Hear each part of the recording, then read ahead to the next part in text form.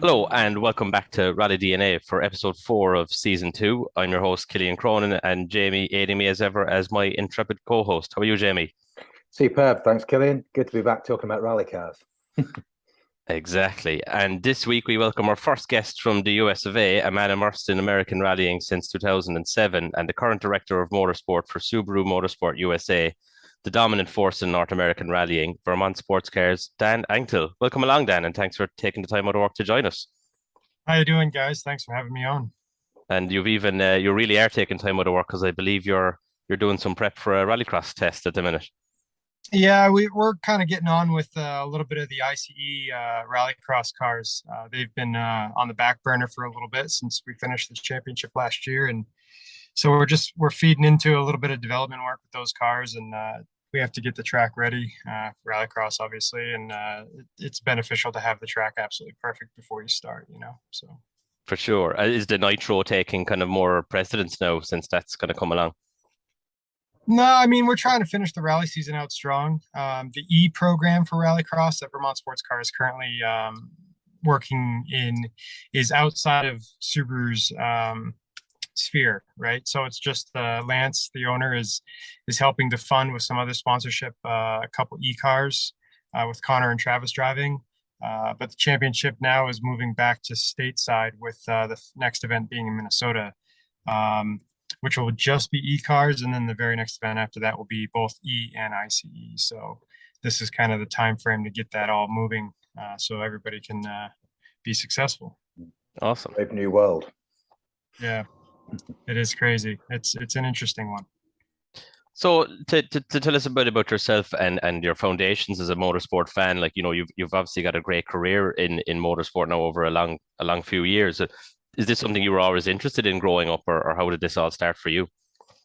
It's kind of two things at the same time. I grew up playing ice hockey, and it required a lot of long trips with my dad. We just no reason other than it's the car he happened to have. He had an Audi Quattro, 4000 CS Quattro, and so we would be driving in the wintertime in all sorts of weather, and I almost enjoyed the road trips to the games as much as the games themselves in that car. And he taught me a lot about car control, and it kind of set the seed, right? And then really what really took root was we had a family camp up in Maine, the state of Maine, and I was just a young kid and no driver's license. I'm talking 11, 12 years old, something like that, maybe even younger.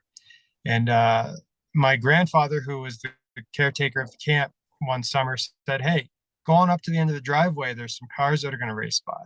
I was like, "What are you talking about?" I had no idea. I saw some flyers about the road being closed. So that's what I did. As a young kid, my dad took me up the end of the driveway, and literally one of the stage roads for the New England Forest Rally went right by the end of the driveway because the camp was up there. It was isolated up in the woods there. And I was blown away. I had no idea what was going on. And from that moment forward, we started to time our vacations up to the family camp to coincide with the race, with the rally. And obviously, being hungry for info, I started digging into this thing and what is this rallying all about? And, I'd have a little stopwatch and I'd understand, time gaps between cars, who's making up time, who's losing time, who's supposed to be next on the road. I just really, really immersed myself in it. And as things go, when I was 15 years old, so 1 year before you get your driver's license in the US, I was watching the rally again, as I had been, and this car went off right there near the end of the driveway. And so you know how this goes. The driver, co-driver, they're stranded in the woods till that stage finishes, till sweep comes through. And it gave me 2 or 3 hours to just pick the brain of this driver and co-driver who were Polish. There's a little bit of a language barrier there, but we really kind of talked a lot all day about rallying and how to get into it and what they do and their background. And as it goes, they drove a Plymouth Laser, which is like the same as an Eagle Talon Mitsubishi Eclipse. At the time, the US didn't get the Evo. This was like the poor man's Evo, right? It's what the US got. And he said, "Listen, you're going to get your driver's license go out and find one of these. They're the DSM family is what they called it of cars, Diamond Star Motors. Get it all-wheel drive turbo. It's got a great engine, and you'll learn a lot about it. And that's exactly what I did. That year, my dad and I started shopping around, and we found ourselves a 1990 Eagle Talon, and that was kind of the launching point for me to not only be able to chase the rallies now on the East Coast and go to them and understand them, but also work on my own car, figure things out, get mechanical with it. I enjoyed the hell out of that side of it. And that was kind of where my youth connected with rallying and really put everything in motion for me to have that desire to chase this as a profession. That's incredible. I mean, I assume actually chasing rallying over there is a far more involved process than it is over here. I mean, how did you actually go about sort of following it physically when you were that age? Yeah, honestly, New England has a couple things going on. They have a very strong hill climb program, which is not rallying, but it's still one car against the clock. So there's a small contingent of hill climbers. And actually in the New England area, you've got a lot of regionals. You've got Maine, you had Maine Winter, you had O'Neill regional, you have ST just down the road. And then over the border in Canada, you've got Beta Chaleur, you have Tall Pines. I mean, you can see that there's a number of rallies, and they're not all the same championship. But hey, at that age, when you just want to see cars racing in the woods, you find a way, And actually, funny enough, you had the Mount Washington Hill Climb right there in my backyard. I mean, that was literally between where my parents lived and where this camp was. You drove right past the auto road. So, over the years, 3, 4, 5 years, until I was, 18, 19, that was what my brother and I did. I mean, we chased rally cars all over New England, and he's 4 years younger than I am. He ended up buying also another one of these DSM Mitsubishi Eclipse cars. And I mean, we would convoy. I mean, we would just go.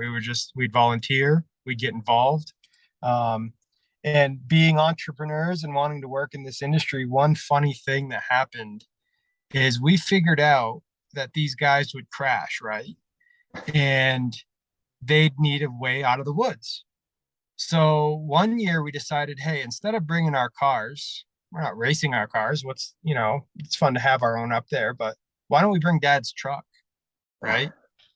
So we brought Dad's ute up there into the woods, and we would just we'd go through after Sweep, right? Sweep would pull them back onto the road and they'd have some issue and they wouldn't be able to get out, but Sweep's not going to pull them all the way back, right? So we'd volunteer. We'd say, hey, we'll pull you back to service. Stage is closed. Why not? And we were so into it, man. Like, we just had tow straps in the truck and we were our own Sweep crew bringing guys back to the service parks. And often they'd throw us a little bit of cash and cover the gas mileage. And I mean, my brother and I were doing that for a couple of years. Nice. That's amazing. Yeah. One other funny tie-in too. One year we were up at the New England Forest Rally. It was like 6 a.m, 6:30, something like that. And we're looking for good spots to watch. And this guy came around the corner super fast, not a rally car, just like super early sweep or something. Gets out and it's John Buff, right? Which is funny because I've worked with him since then, obviously, and he's a legend, but he gave us $200 and said, stay on this corner and don't leave this corner. And I've told him that since then. He just laughs. It's funny. It's a funny story. Does he recall it? No, has no idea. He's like, I don't remember that at all. That begs the question: was he regularly handing out $200 to random people on corners? He definitely, yeah. I mean, he gave us each $100 bill and said, "Don't leave this corner. I'll find out if you do." He was worried that we were going to go out on this hot stage, Oh, look, he's safety conscious. That's good. Yeah. So. And obviously, then from there, did you, I mean, you're local enough to where Vermont Sports Car is located, in that, you're not a million miles away from there. Was that then, did you say, right, I want to go work for these guys? Did that lead to that internship, or what happened next? You would think that would be the case. And honestly, I gotta be real with you. It wasn't. The ice hockey thing was much more. I was trying to make it pro. I was trying to go to college and play and all of that. And so I was playing junior hockey. I was living in Boston, Mass, and I was slated to go play college on a scholarship, and I had an injury, and things kind of set me back. And at the time, my cousin was playing for St. Michael's College, which is literally walking distance from Vermont Sports Car. Okay, so I called them up. I called up St. Michael's College and said, "Hey, I want to come play there." It's kind of in the back of my mind that it's right down the road, you know. But at the same time, I'm talking to a million colleges about where I'm going to go play. And I just happened to land there. They gave the best financial package. It just kind of felt right. I landed there. I chased the Vermont Hill Climb Association and all the rallying as I had been. But come my junior year, see, Vermont Sports Car was much smaller then. It wasn't in the big building it's in now. It was just a 3-bay garage. Buffum had his own shop up the road, just a 1-bay garage, bunch of Tiburons and Audis in it. And so I needed this internship, and Vermont Sports Car was not offering that at the time. It just wasn't a thing, you know. And I started knocking on the door. I started showing up, physically showing up, and saying, "Hey, I'm a business student up the road. I need an internship, and I want to do it here." And you know, I got turned down a lot. Chris Anctil, who's our CMO at the time, he just kept saying, "Hey, listen, we just don't have the workload. I don't have time to deal with this. Like, I'm sorry." And I would give it a week or so, and I would walk right back in that door and say, "Hey, is anything opened up? I really want to do this." And I just kept pushing. I mean, it got to the point I'd walk in that front door and you could line of sight to Chris Andel's desk. He'd see me come in the door and be like, "Oh my God, this kid is back." You know what I mean? Not this guy again.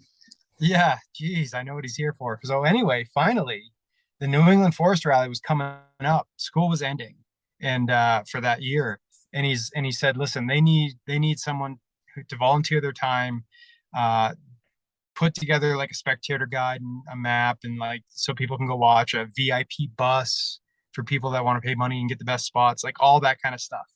If you want to do that through Vermont Sports Car for the event, we'll hook up an internship and we'll make something happen."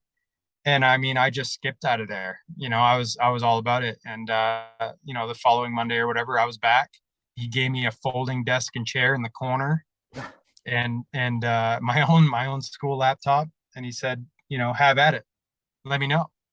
And I think he kind of expected me to go back to my dorm room, and I didn't. I just stayed, and I busted ass on this spectator guide, and that is what landed me working for Vermont Sports Car. I did that for a year and a half or so, random projects for Chris on the marketing side, because I was a business major and a marketing minor, so it kind of fit, you know. And I just once I was in that door, you know, it was going to be tough to have them get me out, you know. I wanted it bad. And so when graduation came, I had a number of choices. I was looking at the military. I was looking at you know, construction work, whatever I could do, other business jobs that I didn't find that interesting. And they said, "Listen, like, you're not going to make a lot of money, at least to start. Why don't you go talk to HR guy, Paul Gilbilin was his name, and see what you can do." And they put me on a $27,000 a year salary. I mean, I couldn't even eat bread really and pay my student loans, but I wanted to do it, and I said that's fine. And I carried 2 jobs. I sorted packages from 4 a.m. to 8 a.m. at FedEx, and then I went straight to Vermont Sports Car and worked until God knows what hour, because you know motorsports aren't 9 to 5, just to make ends meet. And I did that for a while, and it was brutal. It really was. But I wanted to make a career of this thing, and that seemed to be the place to do it. So, you know, I could talk for hours about how I grew from that position, but that's kind of where this all came from. How long did it take them to realize before you were quite handy with the spanners? It was part of the growth in the industry. The guy at the time who was kind of mentoring me, the logistics coordinator for Vermont Sports Car, said, "Listen, if you have aspirations to be in this business, you need to know every aspect of it," right? So they threw me under a car. They said, "Why don't you turn wrenches?" They threw me in a truck. I drove cross country so many times with the rally cars to Seattle, to Oregon, to X Games in LA, and just learn life on the road. I'm traveling circus, get the cars there, work on the cars, get them home. And that kind of turned into helping with the movement schedules and building that foundation to just do it. I got away from the marketing side with Chris and went towards that. And I think it's a natural step when you start doing, if you have aspiration to be managing things, it's a natural step to go from the movement schedule coordination stuff, because you kind of control that, right? Mm-hmm. To more management style things. And what happened is the guy that was helping me with all this, who was their logistics coordinator,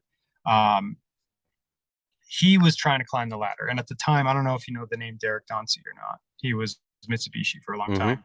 Now he's Ken Block's manager, etc. He was our team manager at Vermont Sports Car then.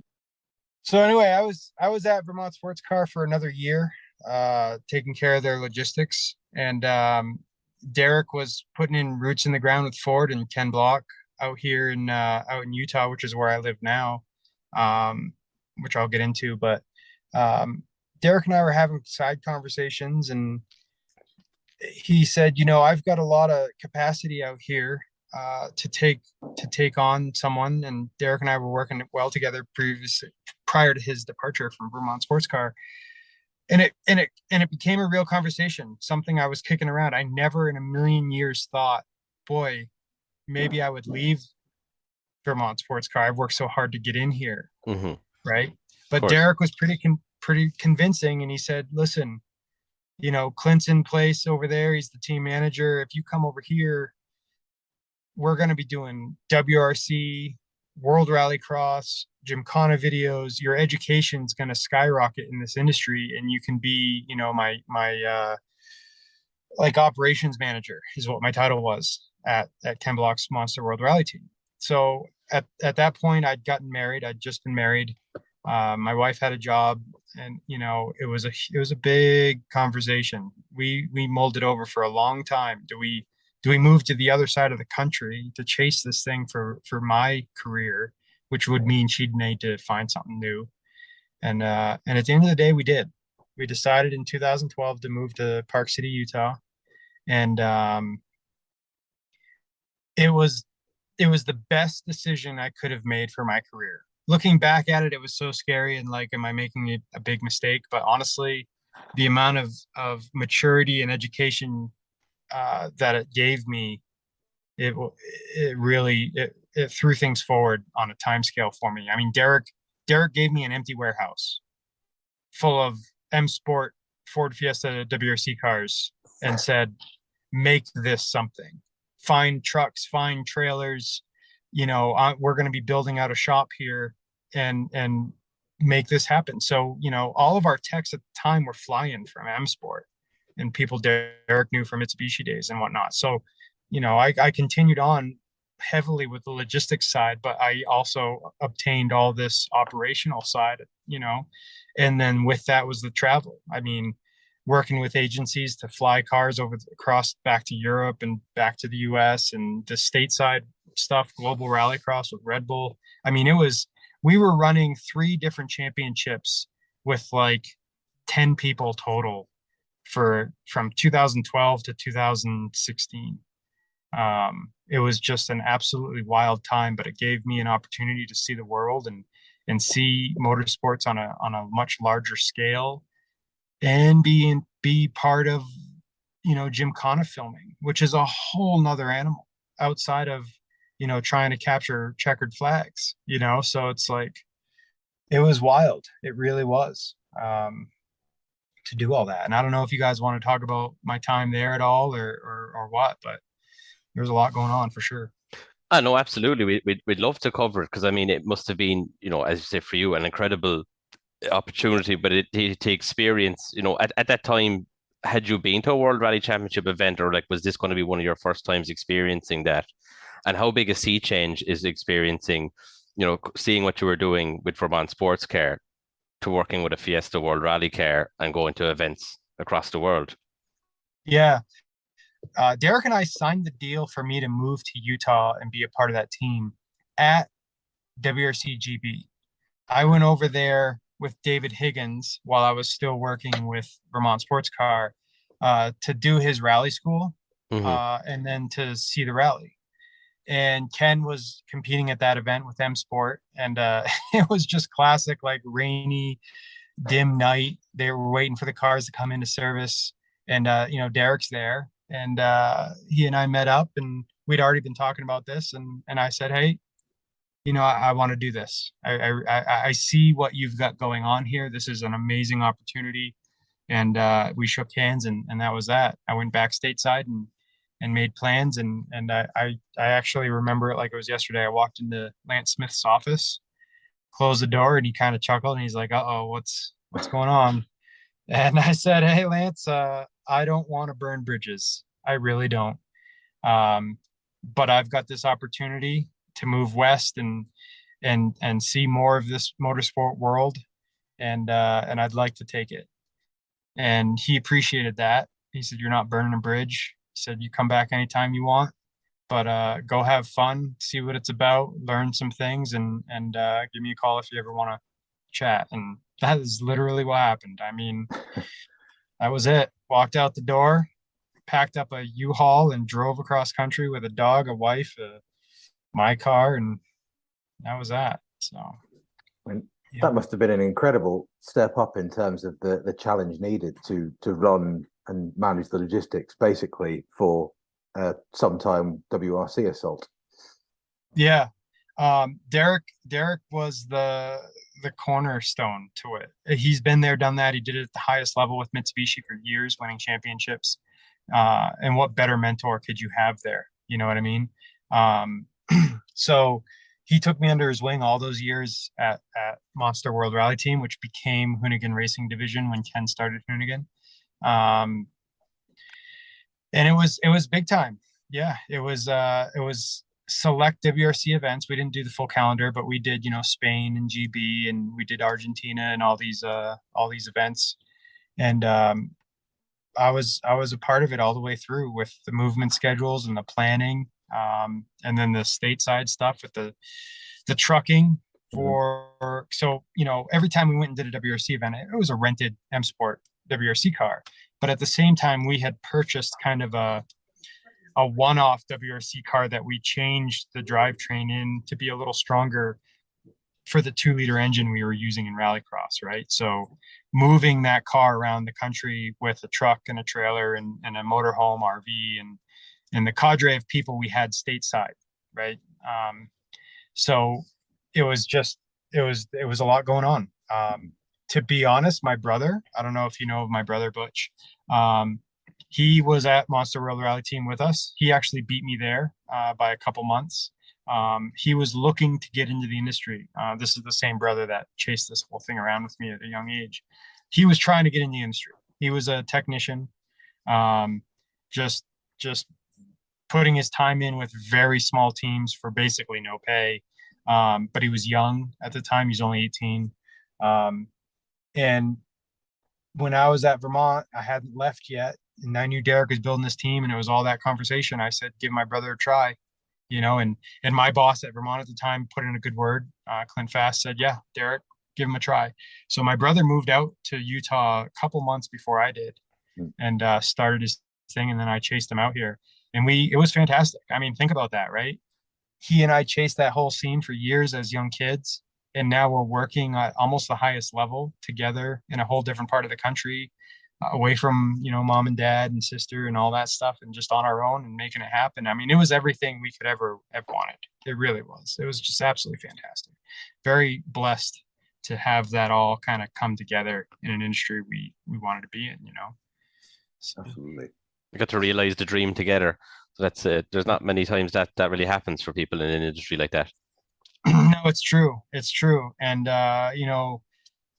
maybe it's not the right word, but the challenge has always been to keep it going. You know how motorsports are, and he's still with Ken's Hoonigan team. He's his number one guy in the shop. He takes care of more than just the rally cars, because Ken obviously has a lot going on with UTVs and other sponsorships and stuff outside of the racing. And now the girls are coming up through there, and his son Micah, they're going to be racing. So my brother's got his hands full. They're in that same shop that we opened in 2012, and it is packed with everything you could possibly imagine, from vintage rally cars to the latest and greatest stuff, from Hyundai, because he's racing the Hyundai WRC car here stateside. So good on him to keep all that going. My time at Hoonigan came to an end around 2016 into 17. Ken Reese was back at Vermont Sports Car. He's a longtime WRC guy. They were running an unsuccessful rallycross program. Let's put it that way. Vermont Sports Car were.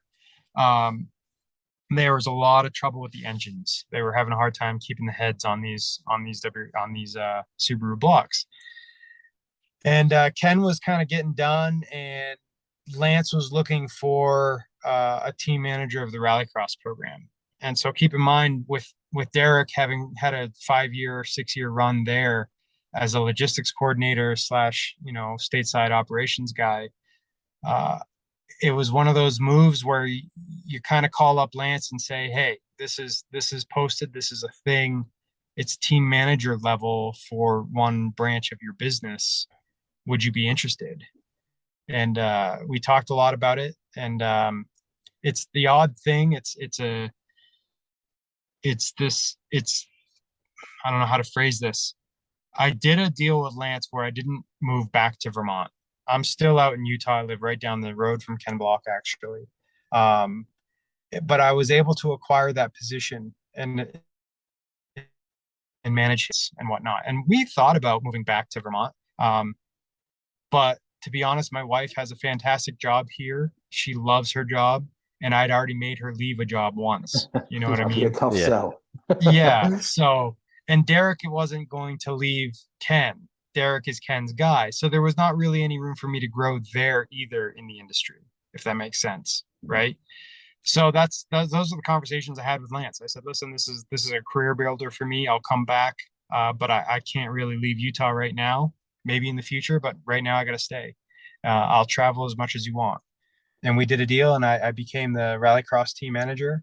And at the time, John Buffum was the rally team manager. So we kind of we were just two people running two different branches of the program for Lance. And when COVID hit, John retired. He didn't want to, he wanted to stay home, and the series kind of took a break for a couple months anyway. And he wasn't going to come back. And so things being what they are, I said, Lance, I'll take it on for you. And that's how I went from rallycross team manager to director of motorsports, because I took both those branches under my wing. And we added to it at the exact same time the Gymkhana videos for Travis, because, that's how that went with the sponsorships and whatnot, which was absolutely perfect. I mean, think about that. It's what I had experience with it at that point with Ken. So it all made sense. I think the only puzzle piece that doesn't fit for Lance is that I haven't moved back to Vermont yet. But, being a remote world now, I can do what I need to do, just like you and I are talking right now, all meetings all day long on Skype and Google, and travel to the events, manage the events from that side. And he's hired the right people to manage the shop floor. So I don't have much to do with people and their time off requests and the movement of chassis through the building, but I take care of all other aspects of what we've got going on. So wonderful stuff. I mean, you taking the director of motorsport role seemed to have coincided quite serendipitously with sort of a real purple patch for the American Rally Association. In the last few years, it seems from an outside point of view to have really sort of built a head of steam and got a real following, perhaps, more so than it ever has. Did it feel like that you were sort of achieving that at the time, or does it feel like that rather? So Vermont had a fantastic run with Higgins for years there. David won a lot of championships. Dave and I are very good friends. But we were competing against David when I was on Ken's team. We had that kind of mutt WRC / built for the US Championship M Sport Fiesta. And that's what pushed Vermont to get budget from Subaru to build the car that is basically today's car. The very first version evolution of today's Subaru rally car was created to compete against that M Sport Fiesta back then. David got the best of us every damn year, even by a point at LSPR. What was it, 2014 or 15 maybe? We had our fair share of wins. We beat them a lot. They beat us a lot. It was a fantastic rivalry.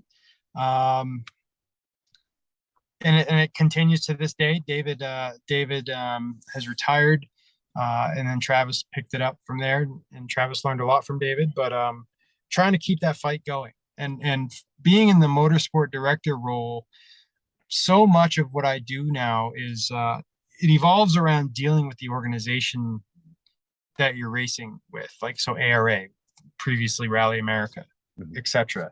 And what is good for the sport. I mean, Lance has been an advocate for growth of rallying in the US since before Vermont Sports Car was even a thing. He always tries to take steps to, help everybody. He doesn't want to just win by 9 minutes every single event, right? So, and I'm going somewhere with this. They always built cars, Vermont Sports Car always built cars to be competitive with whoever was showing up that were going to win, right? Because he has an obligation to win for Subaru. Let's say Ken had never showed up and it was just going to be David. The level of car Lance built wouldn't have been as high. He'd have kept it within a box to stay competitive with who we were racing with at the time, if that makes sense, right? So that car that David was racing against Ken had small evolutionary updates, more for reliability than anything, over the years, right? And then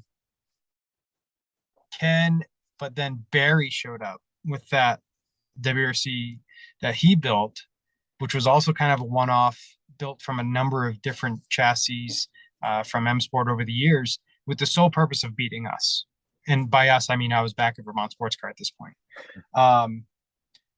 And that was a big shocker, right? Because it's tricky. Lance has a car that's fast, but it's not going to touch that car necessarily. We would be winning on knowledge of stages and reliability, right? Really good, reliable drivers who can keep this thing moving. And it was like, what do? Do you throw a whole bunch of money at the car because one guy has shown up in Barry McKenna in that car? You don't want the last thing we wanted to do. And it's unfortunate because we did get some bad press that was not fair to us, if I'm honest. That said, we were bitching and complaining that car was too fast and trying to slow it down. And honest to God, that's not really the case. We simply said, hey, this is the rule book you guys have given everybody to race within. Mm-hmm. And we have people on our payroll who are a part of building cars like Barry's car, right? And we can tell you, if you look, there are some items on that car that might be outside the rule book. So we just want everybody to play fair, okay? Specifically the aero. And that is how we ended up getting some bad press, because that's a tricky game, isn't it? You don't want to make it look like you're a sore loser, but at the same time, we have an obligation we build our cars to be within the rule book, because you never want to give Subaru bad press in that way, like we're building a legal car. So we said, hey, just make sure that car is legal. And so that's what that was. And at the same time, we started building a few things with our car, taking advantage of the aero that we never did because we didn't have to, and just evolutionary stuff over the next year or so. And would that explain the big wing that appeared earlier this summer? Yeah, the canards on the front, the big wing on the back. A lot of that stuff was derived from the Rallycross program.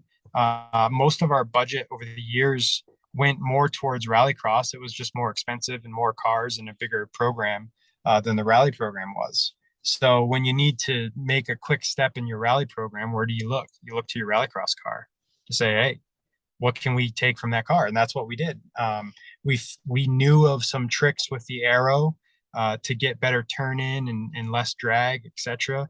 That was already developed through the Rallycross program and wind tunnels.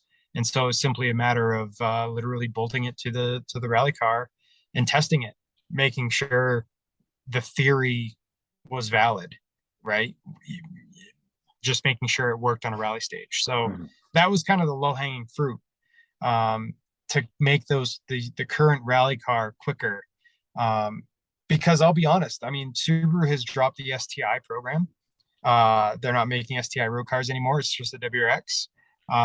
This shape of car is in its sunset. It's not going to continue on. We're going to inherit the new WRX, which is based off the global platform Impreza with a facelift. So while a lot of stuff can carry forward, we have to keep in mind that we've got what, 2 events left. When those events are done, this car is done. You know, so how much money do we throw at it to try and maintain winning a championship against, okay, Barry's not here anymore, but now this Hyundai WRC car with paddle shift?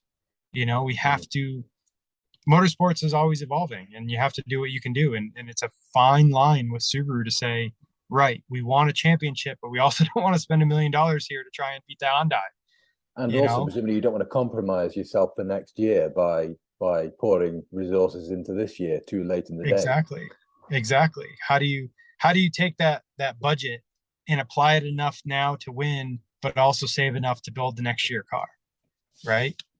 Which is a huge undertaking. It'll be interesting to see how this year plays out. We've had a number of things just on the sporting side that I've been dealing with dropped rounds. Like, you're allowed to drop 3 rounds this year.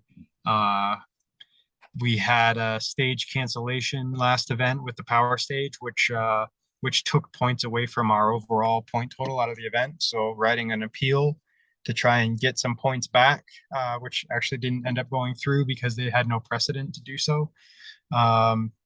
So it's been tough. It's been a full plate for sure to try and get this championship done. And Travis is out now with that crash at Ojibwe. So, you know, all eyes are on Brandon to bring this one home.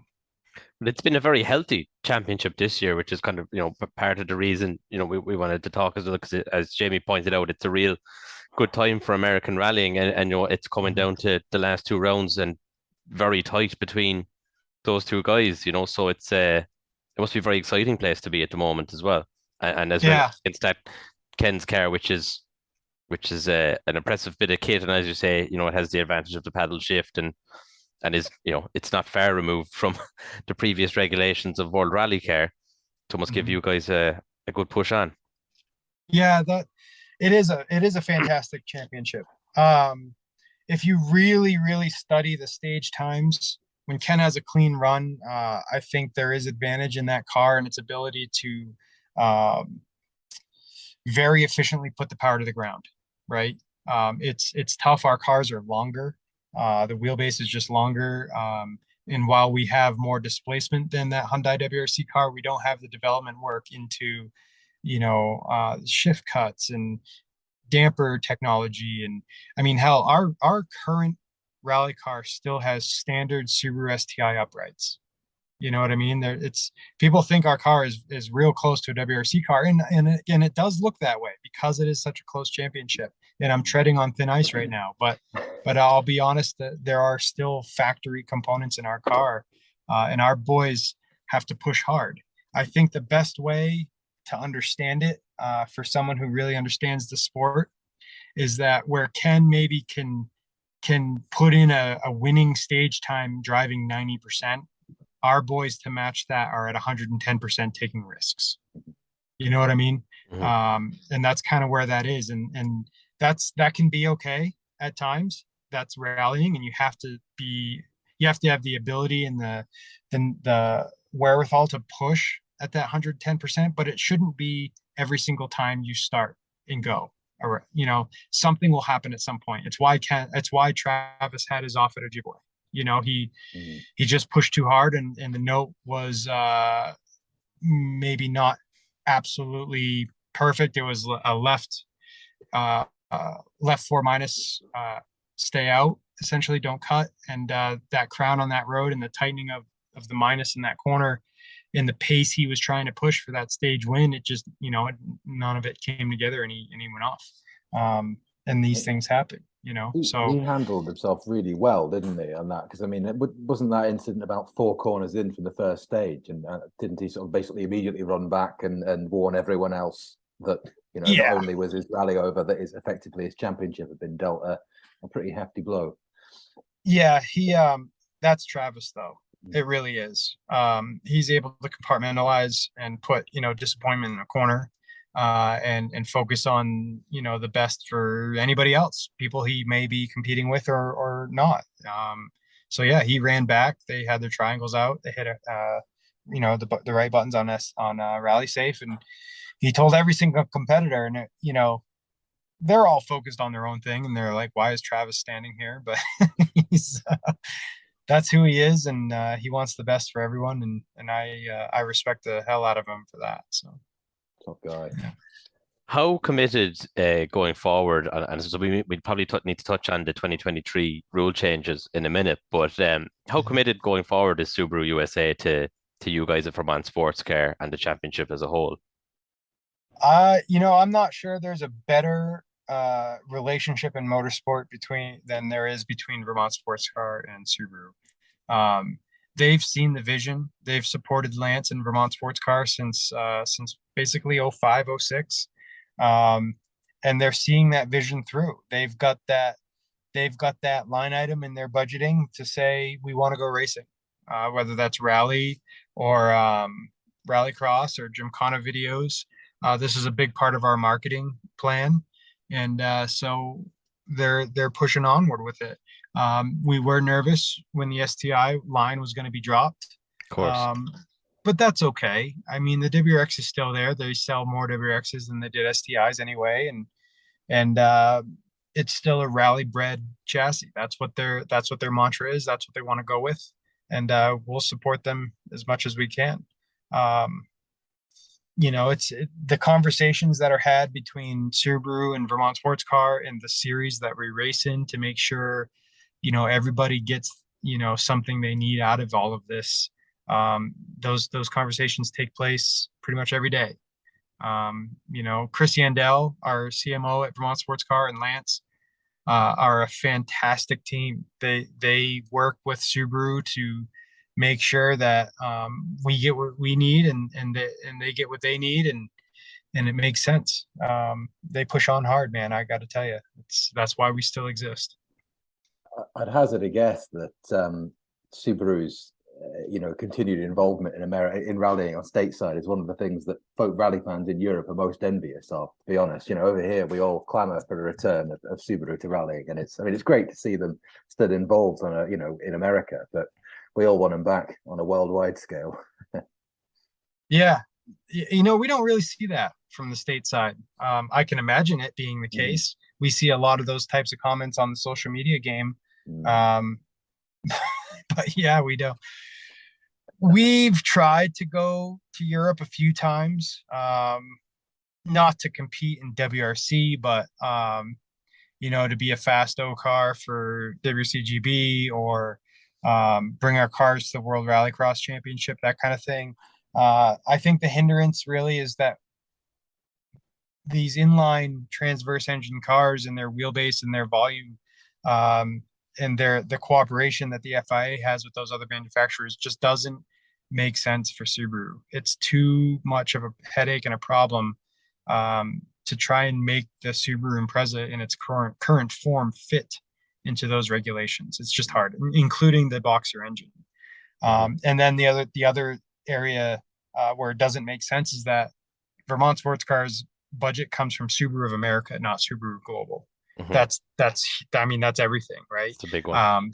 That's literally why our combustion engine rallycross cars from last year did not compete in the first several events of Nitro Rallycross in Europe this year, because it just didn't make sense for Subaru of America to spend that money to send our cars over to Europe, especially in this economic climate where it's like so expensive to move things around the world at the moment. So, you know, we decided, hey, we're going to focus with these cars back stateside. So that's an example. That's a small example of where Vermont Sports Car would love to bring those cars there.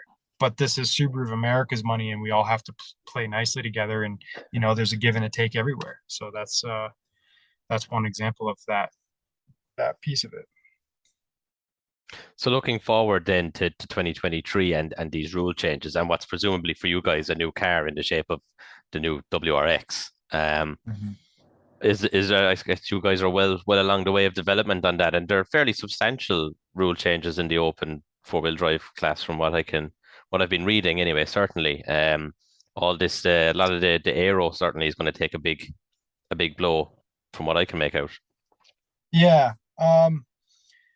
There's several parts to this part of the conversation. I think it's important to remember that it's the 60 other cars in the championship that make up what the championship really is. That's the meat of the championship. So to focus a rule set specifically for the top 3 cars, maybe 4 if Barry shows up, it's kind of unfair to everybody else. You know, they're not going to touch that on budget and ability to make a car like that. So it ran for a number of years. Open class was open class, and we built the cars we had, and people started showing up with cars to beat us. And the worry was that it was going to become an arms race, you know, which it kind of has here at the end of this year with the development work we've been forced into with our current cars, with Ken's car showing up. So the long-term conversation, even before Ken showed up with the Hyundai WRC car, was that, hey, let's look globally and try and pull the reins back a little bit on this championship. Everything is R5 Rally 2 right now. That you can, you know, if you've got the money, you can go overseas. You can buy one of these Rally 2 R5 cars and bring it to the US. And we want those people to be competitive in the US championship. Yes, it is flashy to have these WRC cars, and it's garnering a lot of attention worldwide to watch this championship and see, because everybody wants to see a WRC car on stage. It's fantastic, but you had to keep in mind the good of the championship for everybody else. All those entry fees that are showing up to play in the dirt are what's funding this series, you know, continuing along with Subaru's sponsorship. So it became a thing. It was like, hey, we need to align with what is more available worldwide. So let's do this. Let's make a championship that is more R5 Rally 2 oriented. The catch, and what's very tricky, is that the US doesn't want to become an FIA championship for a million reasons. We've just got such an eclectic assortment of cars over here. You know, guys are building cars in their home garage and they want to go rallying. You know, it's a different thing in the States than it is in Europe with the FIA, you know, homologated championships. So that's the trickiest part. How do you align globally with R5 level of performance while keeping happy people in the States who have invested a lot of money in cars that don't fit that you know, rule set per se? So it forced the hand of the ARA management to create rules going into next year that are, let's say, just throwing numbers at a wall, 90% R5, right? And that last 10% is where you're allowed to play with displacement versus you know, a weight penalty, or keep the wing on the Subaru car, you know, for the visual of it, but not allow, you know, the aerodynamics to grow outside of a certain, you know, standard, a certain box, a certain percentage. And that's hard. You know, how do you, if you draw a box, right, the Subaru falls outside of that box. So any aero that we would put on the Subaru would be outside the rules. So then you say, well, if that's the box, then if Fiesta shows up and they have to fit in that box, they could have a 10-foot wing. You know what I mean? Mm-hmm. That's the trick. So how do you do that? Well, then you do it on percentages, and you have to find, you know, commonality points in a chassis. Is it from the center of the wheel forward? You know, is it from the center line of the car outward? Is that fair across the board if one car is bigger than the other car anyway? You know, those types of things. And then, you know, full disclosure, the Subaru, just like we can't go to Europe and race very well with FIA rule sets, if we carried those rule sets, you know, word for word back stateside and created the championship around that, we're only alienating ourselves from the championship, so it has to, it was tricky, man. It's been real tricky trying to help everybody create a rule set that'll work for next year. And I think they've done a good job. I think we're going to have a good championship, and I really hope that the Europeans that are looking at what next year could be will see an opportunity to come stateside with their homologated, European cars and be competitive right out of the gate. That is the whole entire purpose. It's the whole goal of the rules that are being made for next year, is to attract that attention from Europe and get people over here. We don't want people to see Travis and Brandon in the Subaru cars and think, I'm not going to go to US. I'll never beat those guys.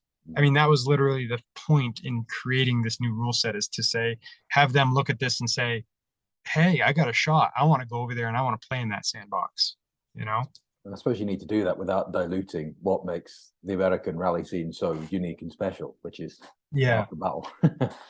Yeah, it is. And that's what's so damn tricky. It's why it's kind of this R5 plus, right? It's R5 cars, maybe a little bit more displacement if you want it, maybe a little bit more aero if you want it, within certain parameters.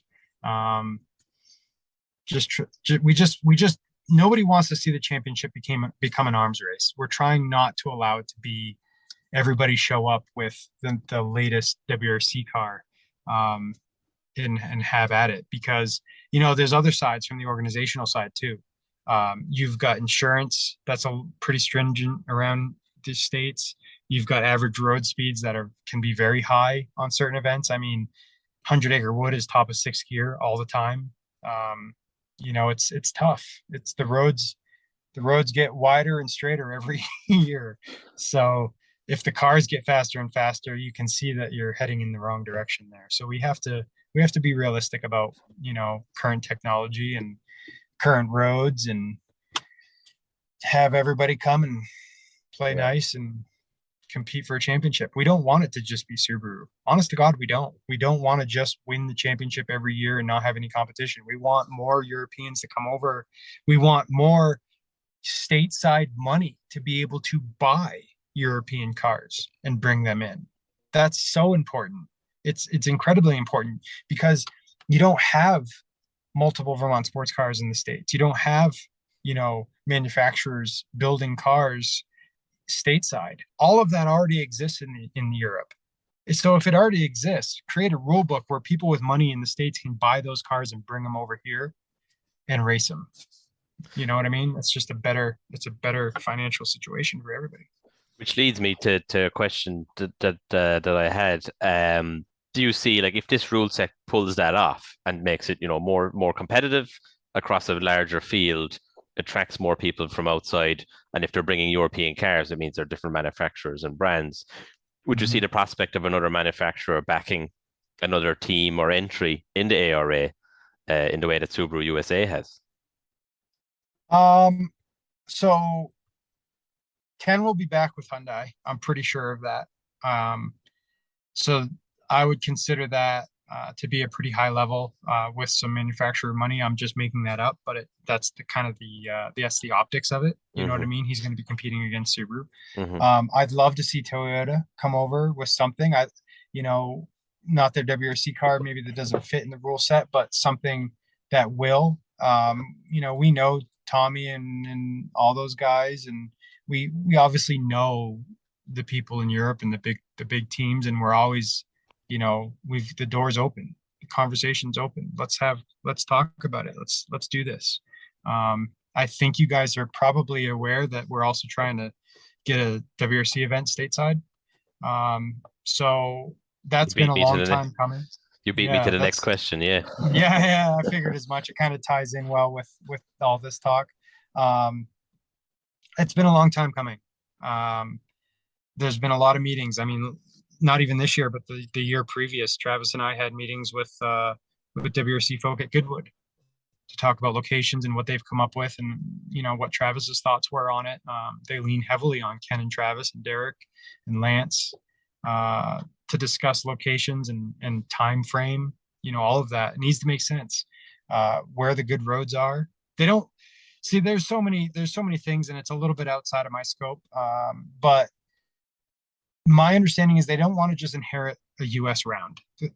Going back to Olympus, yeah, there's history there, and the roads are fantastic, and you can easily shut them down and whatnot. But is that a big enough splash in the world? Like, is that a big enough thing, or is it just become the story of returning to Olympus, right? Mm-hmm. What if you did something else? What if you did a round on the East Coast that is a whole new look, a whole new metropolitan area, a whole new set of eyes looking at this form of racing that's not very, okay, it's sort of popular in the US, but it's not at the top by any stretch of the imagination. But you bring it to those eyeballs, and so they're working hard. I know all those people are working super hard at securing that round.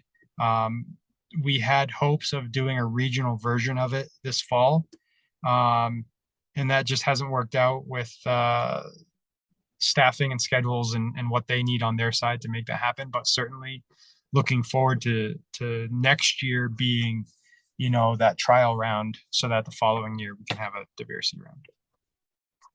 Fingers crossed, eh? Yeah.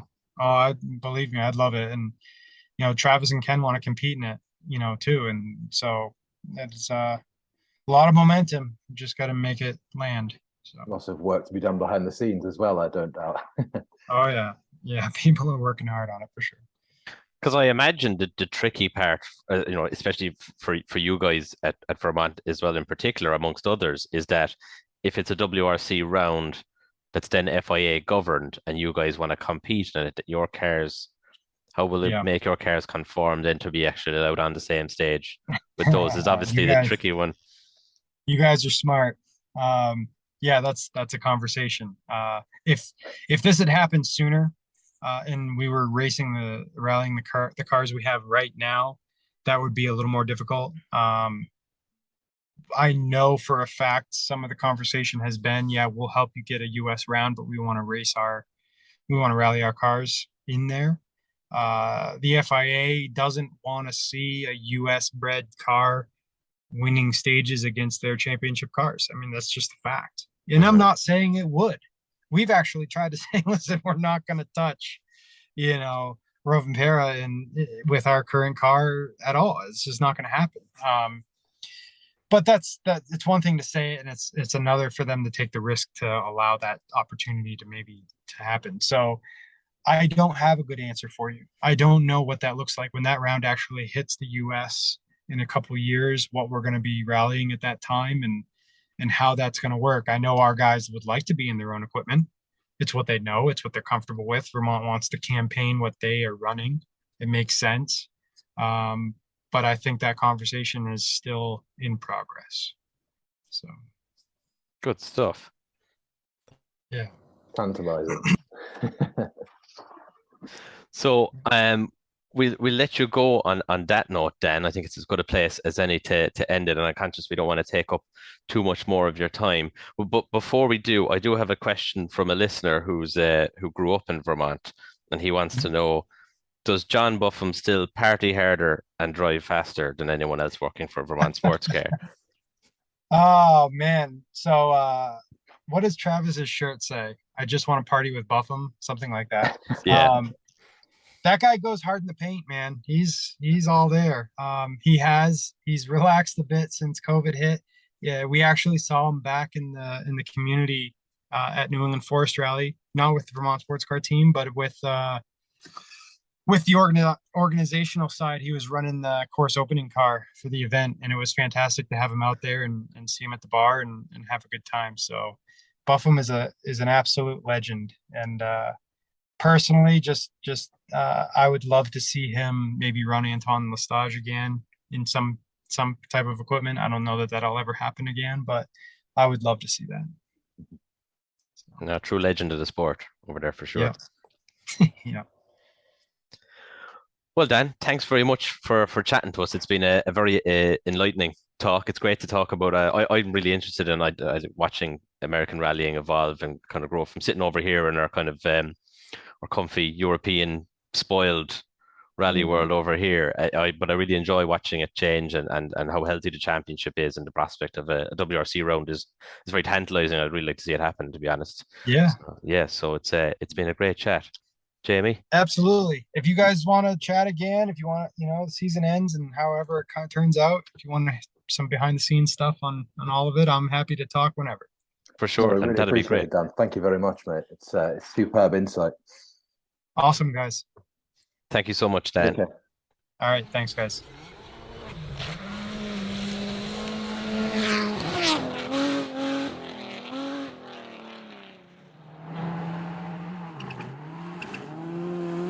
Okay.